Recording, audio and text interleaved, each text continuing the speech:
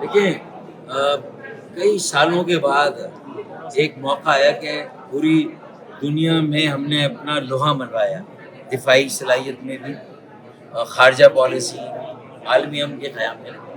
اب ہمیں معاشی طور پر اپنے پیروں پہ کھڑا ہونا ہے، تو ہمیں یہ رسک لینا چاہیے تھا کہ ایک ٹیکس سے زیادہ معیشت ترقی کرنے والی معیشت نہیں ہو سکتی۔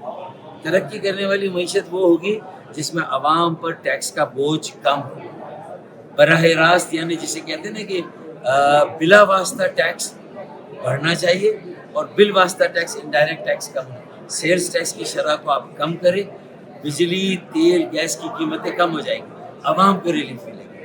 آئی پی پیز کو اور انگیج کر کے ان کو جو کیپیسٹی چارجز دے رہے ہیں وہ اور کم کریں، ان کو اور منائیں جیسے پچھلے سال منایا تھا۔ اسی طریقے سے پیٹرولیم لیوی، تینوں بڑی جماعتیں جب اپوزیشن میں تھیں تو کہتی ہیں کہ یہ بھتہ ہے، اور جب حکومت میں آتی ہے تو تینوں جماعتیں پھر اسی ٹیکس کو نافذ رکھتی ہیں۔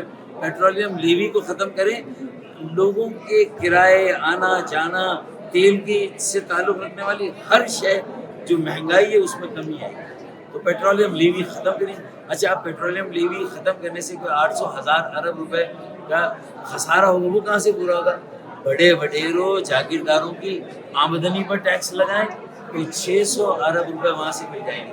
اور جو ایف بی آر کی لیکیجز ہے، چوری چکاری ہے، بدعنوانی ہے، 10 ارب روپے روزانہ کی چوری، مہینے کی 300 ارب، سال کی 3600 ارب، اس 3600 ارب میں سے 600 ارب وہاں سے نکالیں، 600 ارب وڈیروں جاگیرداروں سے۔